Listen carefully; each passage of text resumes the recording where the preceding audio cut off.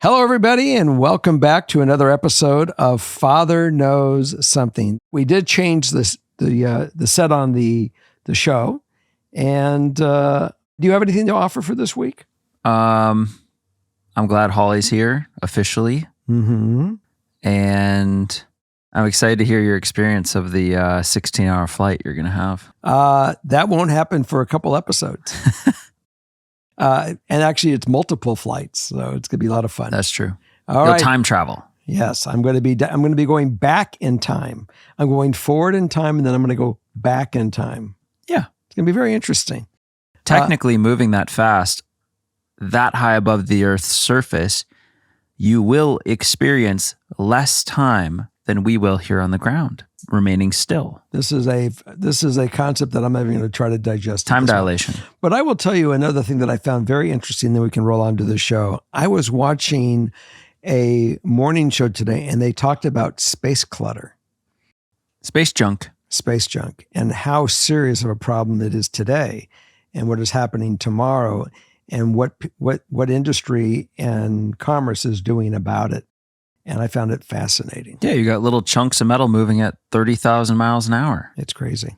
It hits your rocket, you're kind of done. But what's even scarier is that some of the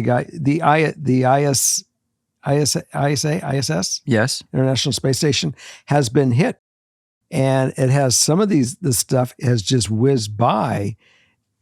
Also small. Yeah. Some of the astronauts. I mean, it's like a bullet. Yeah, take them right out. Faster than a bullet. This is the stuff that really fascinates Dad, just if you guys are interested how boring of a guy I really am. But I know we got to get to it, but did you know if a needle was moving at the speed of light and hit Earth, it would instantly, it would dissolve. It would start with a shockwave across the whole surface. The whole planet would turn molten. A needle. I did not know that. This is a whole show in itself. We should do a space show. Friends. So Justin, what theme do you have for us tonight? Space. Just kidding. Eventually. One day. What is the putting theme? in the effort? Putting in the effort. Okay. It's essential. Effort is very important for any relationship or anything with life. And so we'll get a few examples here. Okay.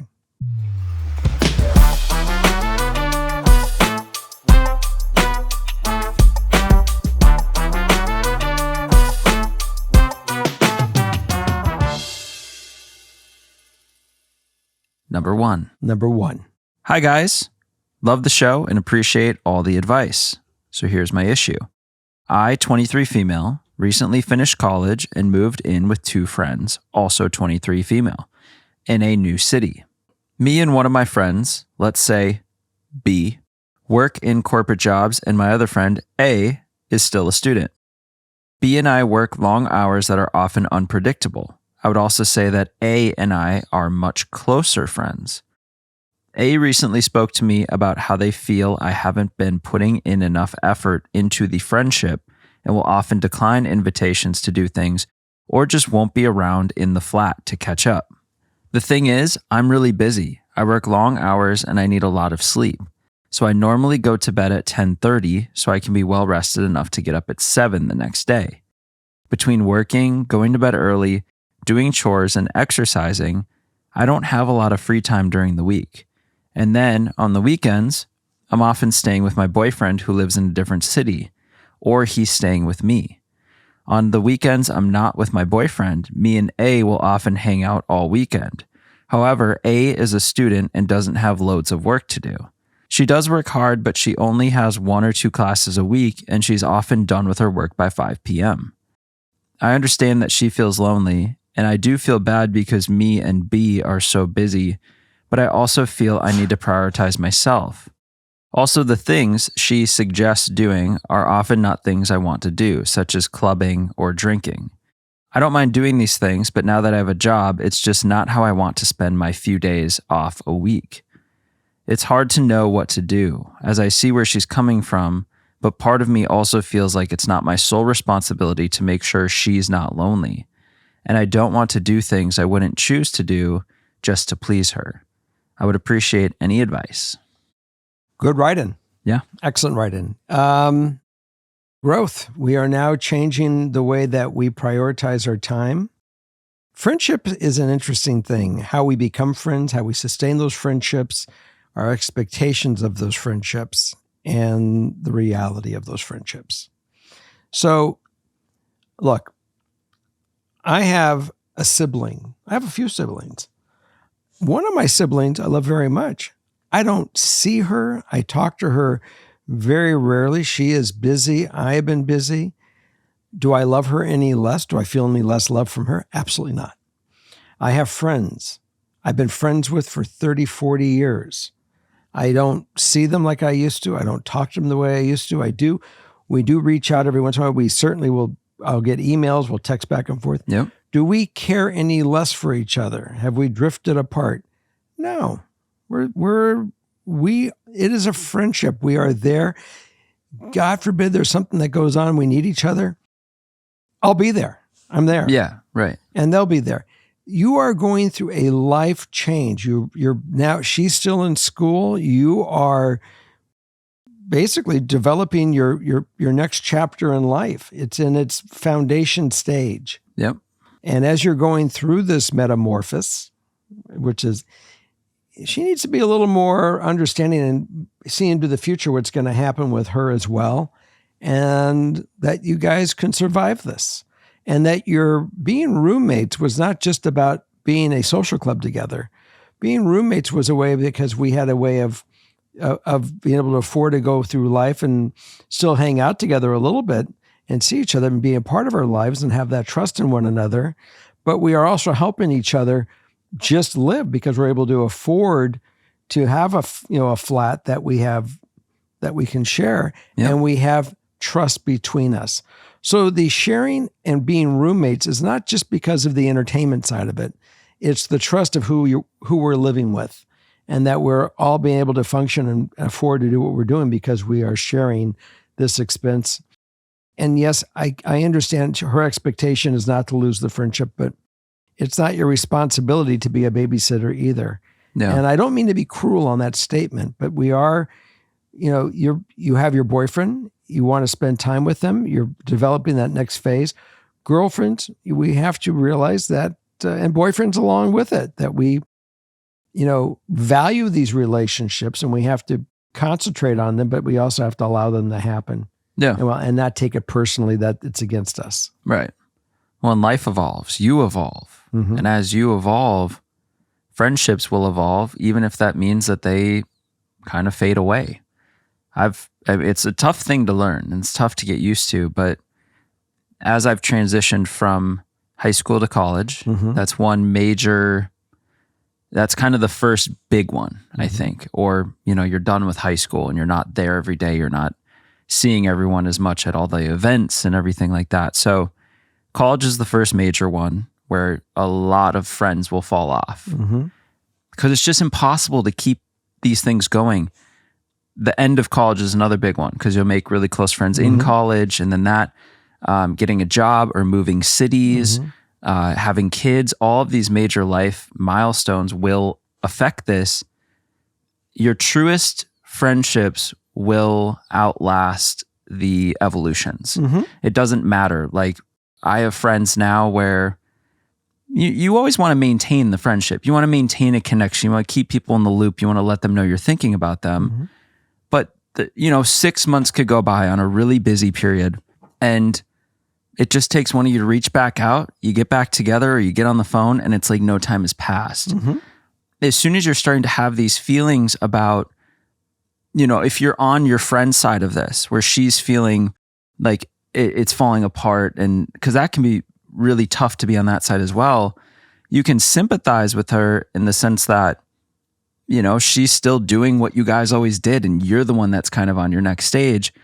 And to sit down and at least talk and say, I don't want this friendship to go away, but I want it to evolve with us. Mm-hmm. There's going to be changes. We're not going to be doing the same things we used to. Good conversation. We'll find new things to do, but as long as you're communicating and make it clear that you want the friendship to continue, then that can be a really good thing. If that conversation happens and it still fades away, then that's just a part of life. Growing. Yeah. Well, I would definitely say let's, you can certainly have a dialogue, but she's going to start going through the same thing as she goes to the next phase.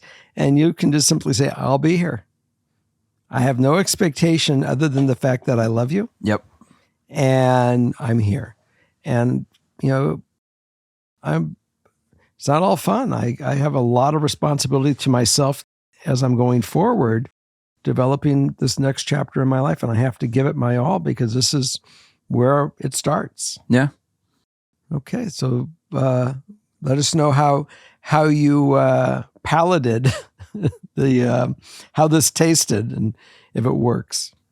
Yeah. I just think it's also not something you're going to, fix right now. No, it evolves. You got to see how it changes and goes throughout these major milestones. Yeah, and you'll be fine. And as we all grow, we do see that we do weather these storms, and the ones that don't really weren't what we really thought they were.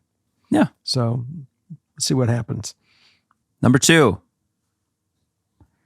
Hi, guys. I love listening to you on my drive to and from work. And we love being in the car with you. Yeah. So here's my issue.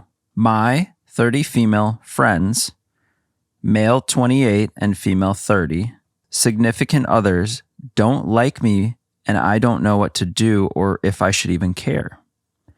By the way, friends is plural. I'm not perfect. I made mistakes and done things I regret, so some of these people have a right to be upset. At the same time, they don't. I've been friends with my friends since middle school, high school, just to keep that in mind. Friend 1, he started dating this girl, 24 female, 5 years ago, and no one in our group liked her. They were joking about getting them to break up and how dramatic she is. She always has an excuse to leave when we hung out, and they show up late everywhere because of her. I wasn't around when they got together because I was in school, so I heard all of this through my best friend and her husband. To make a long story short, she doesn't like me. Why? No idea. It could be a comment I made a while back, but I don't even know / remember what it is. She and I have hung out, and she acts like everything is fine. Anyway, my friend and her recently got married, and I was the only one not invited. I was crushed not because of her, but him, 17 years gone. We haven't spoken. I'm supposed to see them on Christmas and not sure how to even deal with seeing them. Friend 2, my best friend. Her husband, 34 male, doesn't like me because of a mistake I made in high school when I was 17. I slept with my best friend's on-again, off-again boyfriend who I was in love with way before they got together. Apparently, she was the only one at the time that didn't realize this. Back when it happened, we talked about it, then she forgave me and we moved on. However, her now husband knows about it and doesn't like me for it. And while he's civil, it's just awkward for me and I just wish he'd get over it like my best friend did. Oh, and to boot, his best friend, 28 male, is my ex-boyfriend. They got close after we started dating. And he hates me.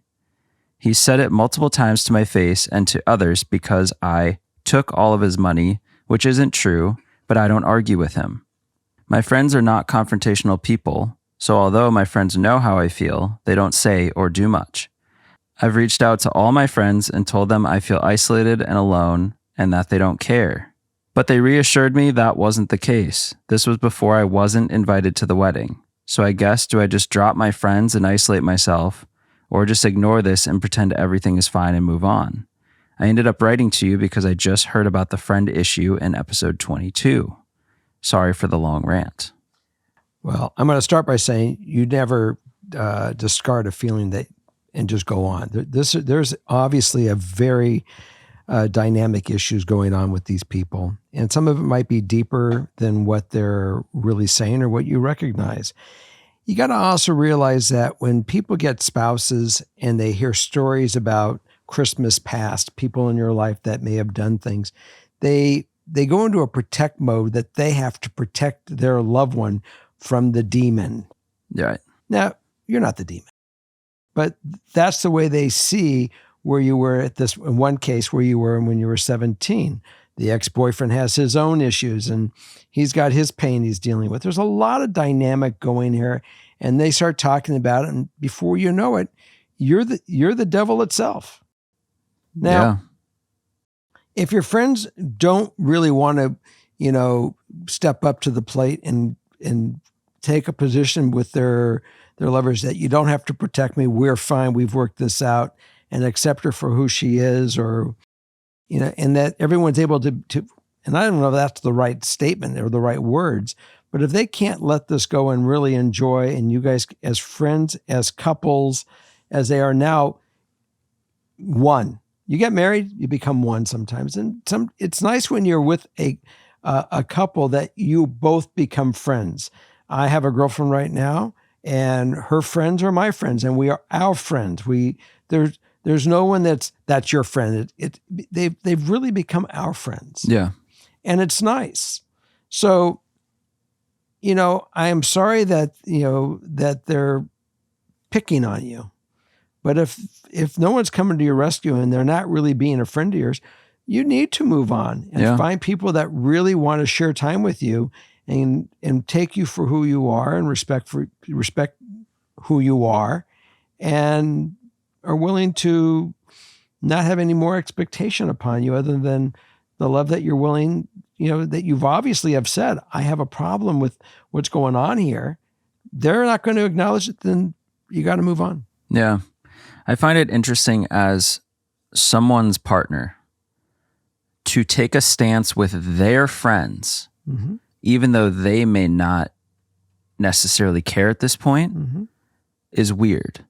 Like me as Morgan's partner right now would not go have some huge issue with one of her friends if she doesn't have that issue. That's right. Unless that friend has done something directly to me to give me a reason to have that stance. And then you have that right to take that position because it was against you. Right. But in this case, if Morgan told me a story about Lauren or Alejandra, and I'm like, oh, damn, all right. And Morgan's totally at peace with it and moved on and their friendship's great. But now I'm coming in all upset at one of them for something like this random story. It's not That's your problem. weird. It's not your problem. And this is a weird dynamic to get all mixed up in. It sucks. There is more in this than what we're hearing. The fact that they all just said, leave her out of the wedding.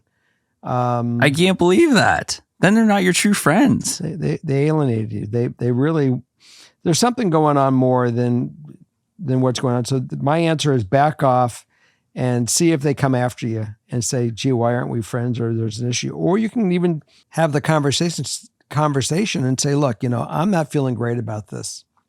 And if you feel that I have disconnected a little bit, I'm just not trying to push myself into friendships that people that really don't want me around.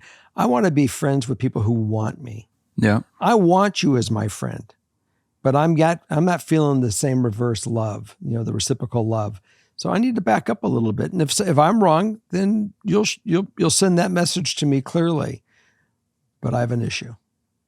I know we usually give our writers the benefit of the doubt. But remember the episode Tough Love? This is reminding me of a tough love situation where maybe there's a potential to look inward on this problem. Right.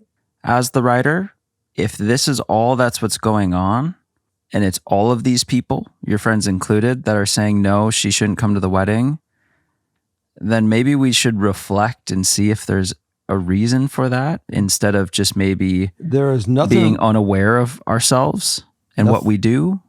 Nothing wrong with that. I think that is probably one of the most responsible things to do to yourself is step back and say, do they have cause? And if they do have cause to have this, just step up to the plate and say, something, I've done self-reflection. I see this and I got to make some determining changes in my life.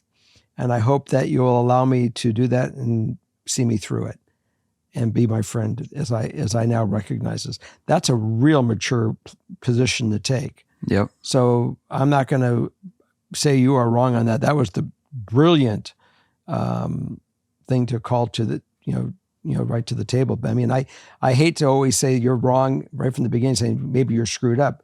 A lot of stuff we don't see here because we're not really a part of it. But that was very wise of you to point that out. And I definitely think that she should listen to that thought as well. Right. Because, that's one thing. Mm-hmm. If that isn't a thing and everyone's forgiven you and everything, there is no problems, then this situation's very strange. And then it goes back to, let's reconsider our quote unquote friendship with these people. I was 21, I think, at the time, or 20. I was over 21. Best friend. I started dating a woman. I really liked her. And before I know it, he was dating her too. And he made a move to go out with her as I was traveling at that time. I'd go out of town, their friendship, my friend, his friend, our friend. Yes. Next thing I know is he's pursuing her, slept with her, found out about it, as she was tossed to who to go out with New Year's. And I came to a decision.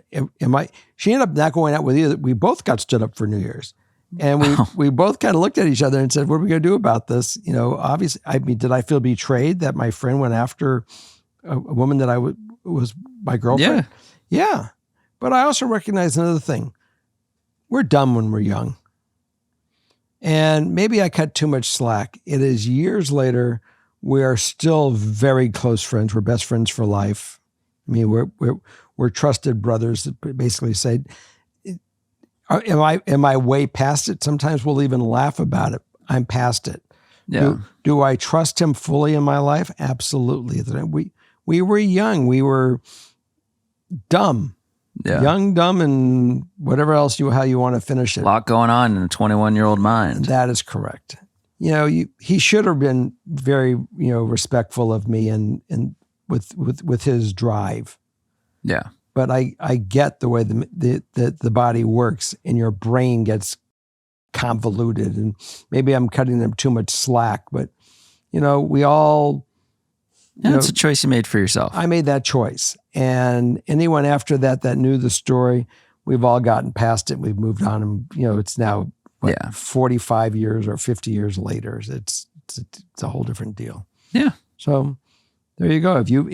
Since I made that choice to go on with it, nobody else should hold it against anybody. And since they made that choice with you to get on with it, they should let that go. Now, if there's other issues going on, they need to call it forward, so you're not sitting there baffled that you're blaming this on a 17-year-old experience where last week you did something that was irresponsible to your disrespectful to your friendships, and they have an issue with it. Yeah, right. Exactly. All right. Number 3. Yeah. Okay. I cut my bio dad out of my and my kids' life. I, 27 female, have been trying to have a relationship with my bio father my entire life. Backstory, my parents divorced and remarried other people when I was 4. So I was with my mom during the school year and my dad in the summer. Growing up, I only saw my dad in the summer, and even then, not much when I was with him due to him always working. He would occasionally send us money, send us birthday cards, but always forgot to add a stamp, and we would get it months later. He never visited us during the school year, but always took trips with his stepkids and took them out, but never had the time or money to come see us or do stuff with us. Fast forward to adult life. I moved to the state he lives in, 20 minutes down the road from where he lives, actually. I met my husband in 2020, the year I moved to this state, and that summer, I went over to my dad's almost daily. My husband had a son when we met, and they welcomed both of them with open arms. My husband and I got pregnant, and they were very interested throughout the entire pregnancy. Once I gave birth, they were always too busy or had plans. I asked almost 3 times a week for a year, and they came to see the boys maybe twice. Again, we lived maybe 5 minutes down the road from them. I decided to have my wedding at their house and got talked into having my bio dad walk me down the aisle, even though I just wanted my dad to. But I also had my dad officiate the wedding to make it a little more special. The entire time the wedding was being set up, my bio dad and that family sat there while my mom and my husband's family did it all. We also didn't hear from them after the wedding, even when my youngest was hospitalized. It was at that point I decided I was done putting in effort or even caring if they were in my life. but they're now telling people I'm using my kids to get to them by not allowing them to be in their lives. But I find that if they couldn't bother to make the effort for a year to be in my life or my kids' lives, then they don't need to be in it. Am I wrong? Should I put in more effort? You are rolling with what your expectations are. And it is clear that they are not meeting what you define to be expectations of what you want in your life for that effort that you know that you put in. Yeah. So, I'm going to say this again, and I always say it, we never know everyone's story. I mean, there's your story, my story, and the story. The definite factor is that you are feeling a lack of respect, a lack of love, a lack of interaction. You felt that there was some things, a dynamics change when you had your own child, that he had no problem accepting a non-biological family, but all of a sudden now he's got a biological family, and he's like, where did this guy go? There's something going on with your dad. I have no idea what the hell it is, but you're feeling it. Yep. And you must trust your own instincts.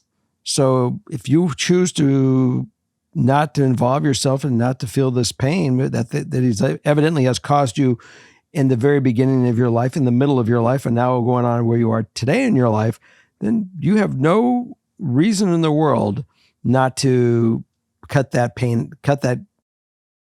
I'll use the word pain. I was even going to get worse than that out of your life. So look, you don't own this.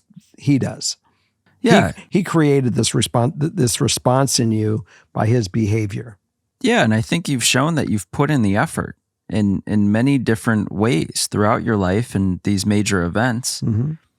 You've gone above and beyond to try and make this work. So without knowing anything different, I stand by you fully. I mean, there's no reason you can't put yourself first at this point without remorse. I mean, I don't think there's a reason to feel bad after you've tried and tried and tried again.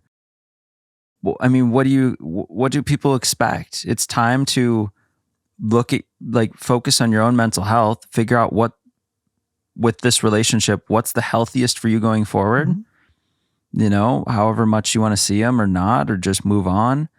But putting yourself first here is not at all in the wrong. I think people might jump on me on this one, but I think it's abuse. And how much abuse do you need to take?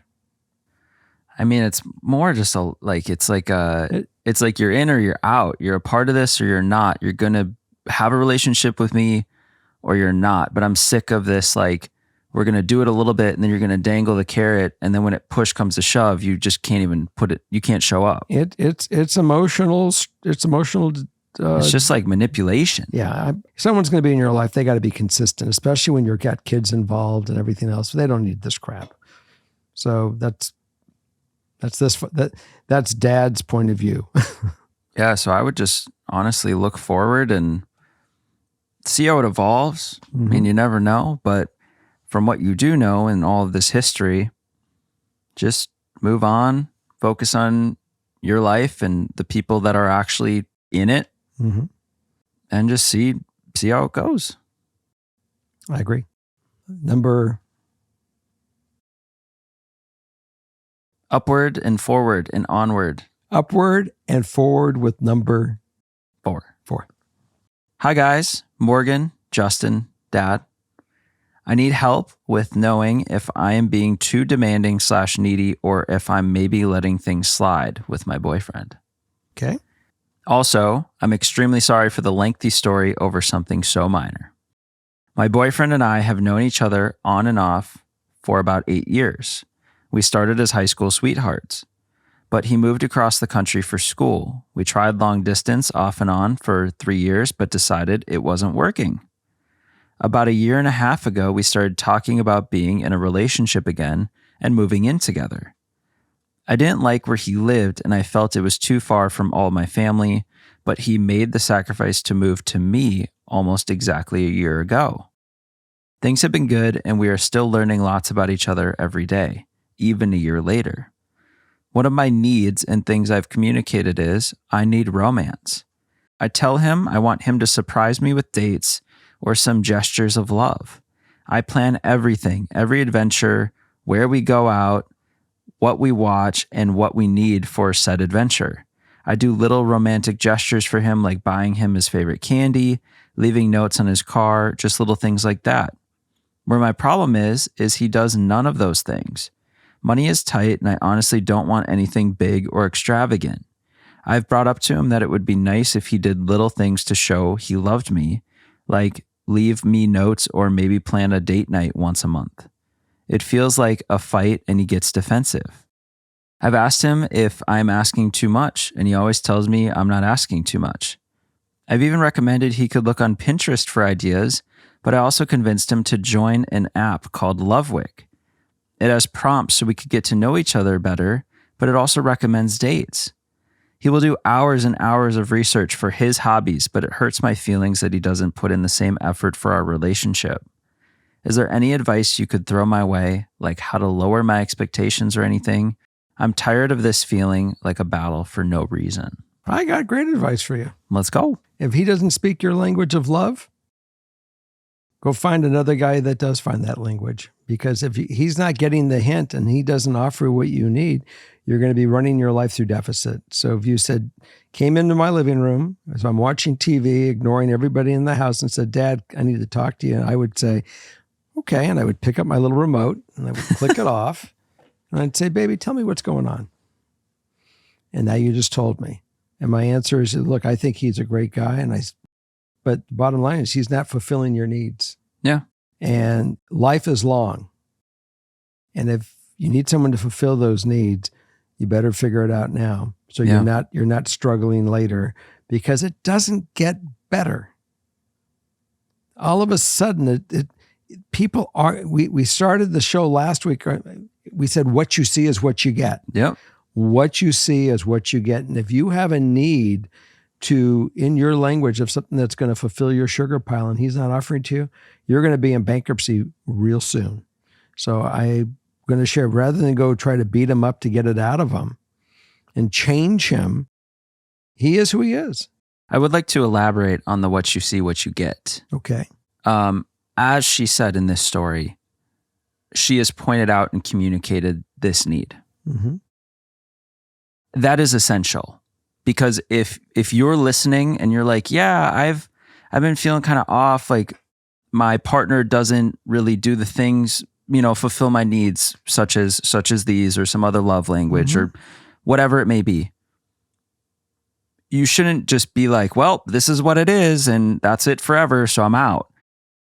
I think you always need to communicate the fact that certain needs aren't being met before you jump to, I'm out and I'm done. So I just want to make that clear, because the best part of this is that she did communicate it. Repeatedly. Yes. And so when that happens and it's still no change and excuses and this and that, then yes, that's when you can move to this kind of conclusion or decision. So you're saying when you've beaten the dead horse on the topic, and there's no answer for it, there's no satisfaction, there's no effort, there's none of the above. Yes. I think it's time to take it. That's really what it's going to be. Yeah. You're going to have your life pretty much down with that circumstance out. Now, that doesn't mean that you're not willing to sacrifice that if you want this relationship. That's another decision. Yes. But the reality, we're back to the point. If you need it, and it's something that you really know that it's hurting your heart not getting it, yep, then the answer is, let's give this relationship the respect it really is,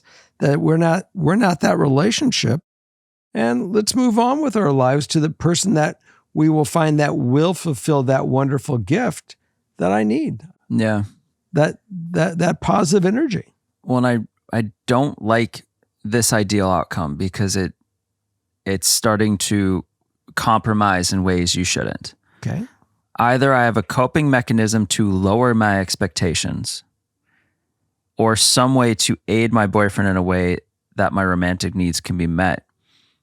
And I don't think you should ever be in a position where you're lowering your expectations, because honestly, your expectations are not that high. You're not asking for very expensive, like, oh, I need someone that showers me in gifts and brings me on exotic vacations and does all this. You're asking for very simple, things that show that he cares and loves. I got a question. You lower your expectation. How are you going to feel in a month, a year, 2 years into this without any of that stuff? Are you going to feel perfect and totally fulfilled with everything else? Or are you going to feel a little sadness because you're really not getting that? It's something that you really want. Yeah. So recognize that now. Right. I think it's pretty clear it's not changing. So let me ask you this question. Let's and then we're going to move on. But let's imagine that she says, Jack, I can't go on this way. We're going to, call it what it is. I'm going to give this respect rather than feeling sad, depressed, getting angry, having other issues with you where it manifests itself to be where I want to take a rope and tie you around your ankles and get the horse and pull you. What do you think we call it a day, give it respect. You go on with your life, I'll go on with my life. And then during that period of you going on with your life, he recognizes where he goes wrong and says, wow, did I recognize where I screwed this thing up? And I can deal with this. And he comes back to you and he says, honey, I really made a mistake and I see it. And maybe we can go try dating and see if there's a change and there's a different now that I really recognize it. You then have the ability of making a choice. Yes, I want to do that. Or I've moved on. Right. Well, and the alternative is you move forward on your own. You meet someone that does all of these things and more. And you're like, oh my God, why didn't I get to this a lot earlier? Why didn't I realize? And it's very hard when you're in something. I know especially something that's on and off, because that plays with your heart over the course of 8 years. And you just never know what you can find out there. But if there's no change here and that's not what you're looking for long term, drastic measures, baby, then maybe it'll be tough, but maybe it'll be really refreshing one day when you find that right person. Either way, something's going to grow. You have to really shake the tree on this one, and it's not by simply going in his ear and saying it. It's him recognizing it on his own and saying, "Wow," or he'll never recognize it. Either way, you've gone on and you found something new, and you'll be happier at the end of the day. Yep. Either way, you'll be fulfilled. Let's just look at it that way. Yep. I truly, truly think you can look back at your life when you're super old. Like me. No, way past you.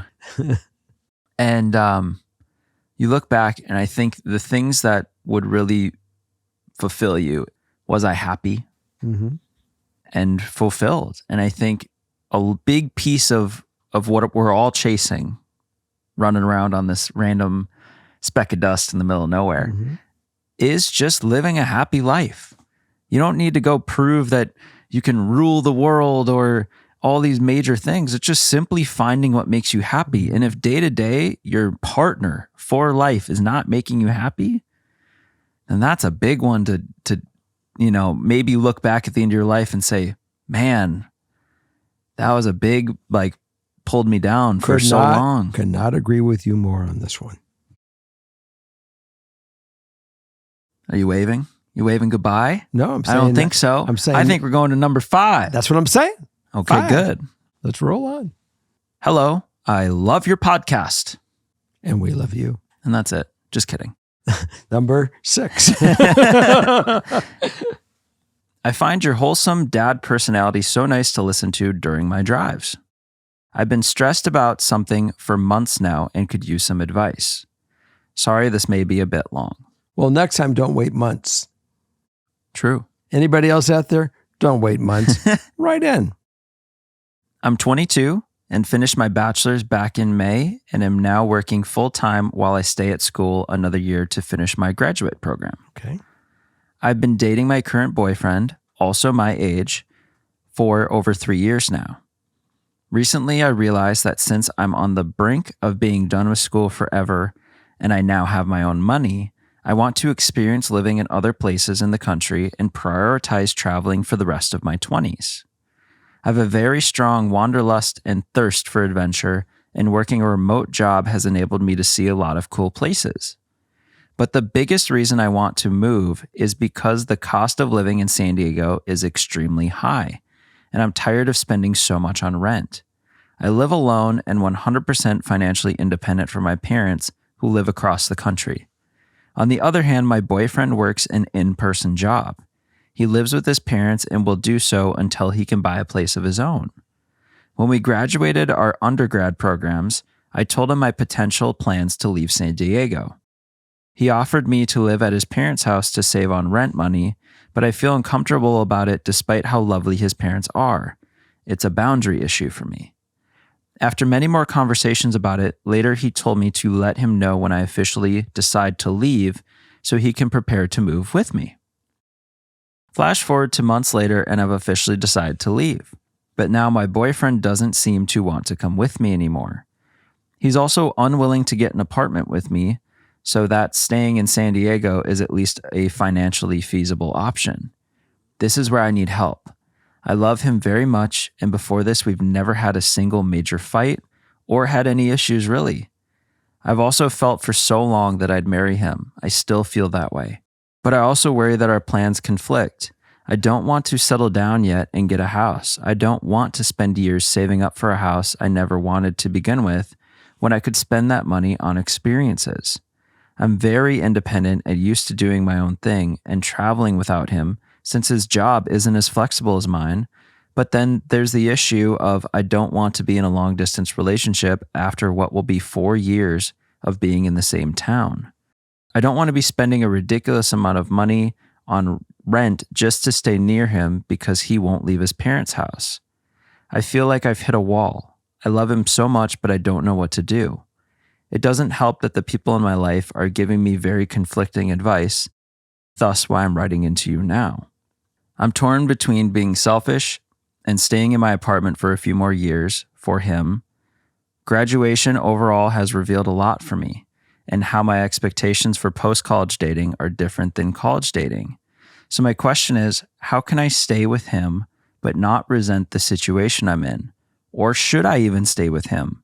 Am I being too stubborn and cherry-picking the situation here? Well, you have wanderlust. You are going through a period of time where saying, look, if I don't go explore now, I never will explore. Yeah. And this is where you are. You made it really clear. I'm kind of, curious what dynamic happened with this guy where he did a 180-degree turn saying, look, I'm going to move with you and go do this and experience it with you, where he was your partner. Yeah. And now all of a sudden he's not your partner.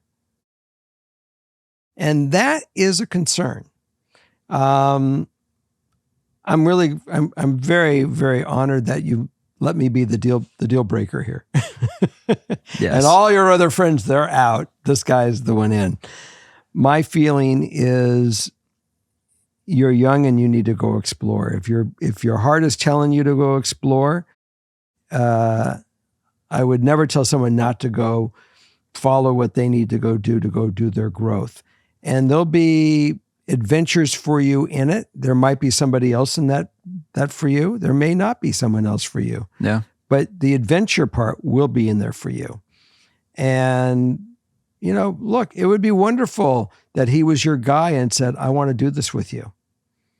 Because he was. He certainly chimed in and said, I want to do it with you. Yeah. And this is on him if he's going to be on, honey, I love you. The boat's leaving at 4:00 tomorrow. Either you're on the boat or you're not. Right. And it's not necessarily wrong either way. No. You'd rather have him change his mind before you end up and get locked into a different situation than, do it while you're there, of course. I have a story for you. Okay. My mother and my father met. My mother was 18. My father was at that time 22, 4-year difference. My mother had been accepted to Juilliard as a concert pianist. And she was at UCLA going to school. Okay. And my father said, no, we're going to go do this. And I want to marry you. And my mother, who loved my dad, gave up Juilliard and didn't graduate UCLA. I think she actually quit school, got married and became a mom, 4 kids. Yeah. Now, that was her choice. But she certainly used to talk about how she wanted to go to Juilliard. It would have been nice if she could have gone to Juilliard because she was amazing. She had a gift of touch that on those keys that was just, I mean, she played opposite Andre Previn, who became a very famous pianist. People give up things. Yeah. And that's a life choice that you do. You want to make the life choice of giving up what your dream is for this guy who is not willing to give up who really doesn't have a dream. I haven't heard anything that she said, this is why he can't do this. Right. So my answer is, why do you have to give it up? Yeah, no, I wouldn't. I wouldn't even consider not going. What you were saying about staying in your apartment for a year just for him and just putting this off, I would absolutely not even have that on the table. The choice is you're going to go do this, and he's with you or he's not. Right. I think it's that. And if you guys find in the period that you're not together that your life is better together and whatever it is, then you've made that choice right appropriately. You've gone back and you guys have had a growth moment. Yes. So I don't know how you cannot move on and go do this. Right. I didn't say you have to dump the dude, but you certainly are. You're certainly going to go go on your path, and whatever happens with that path, and he'll have to live with it because it's just his choice was, I'm not going. Right. I'm not going. You're 22. You're not married. You don't have kids. This isn't the time of life to sacrifice what you want to do to be just there so he's comfortable at home. You got to follow your heart on this one. Otherwise, I believe you'll regret it forever. So if I am the dad in this advice, are you the brother? I guess. There you go. Dad and brother stand tall with you. Yes. And the conflicting advice, there's a little info about it. Both of our jobs pay pretty well. We work in tech. We make about the same. If it helps, the conflicting advice I'm getting is that my best friend thinks he's the one for me and that relationships are a compromise anyway. So why not wait a few more years? My parents don't really like nor dislike my boyfriend and think I shouldn't wait around for a man. Super conflicting advice. I wonder your friend's age, your best friend, because let me tell you, when you get to the later end of your 20s, you're in a whole different mindset. And I think 100% you would regret not following your dream right now and waiting around for him. I got a question. What's this guy say? If he's really your friend looking out for your best interest on your growth, I'd love to know what his opinion is. Yeah. And say, honey, what do you think? And let's see if he's self-driving to go manipulate you for what his interest is, or he really is giving to say, I have to let this butterfly go experience the world and let her go experience her wanderlust. I'm sorry I can't be a part of it, but I want her to do it.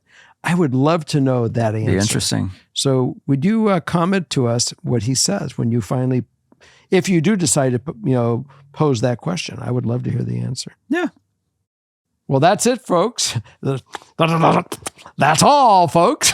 Anyways, thanks so much for being a part of our lives and, again, allowing us into your lives. Justin and I and Holly, Morgan over there being producer, want to wish you a wonderful week, and we look forward to being in your car, home, ears, next week as well. And I will be wearing this. No, maybe I'm not. We're doing 3 today, or we're doing 1 tomorrow. I'll be in the same shirt. I'll be in the same shirt. So good night.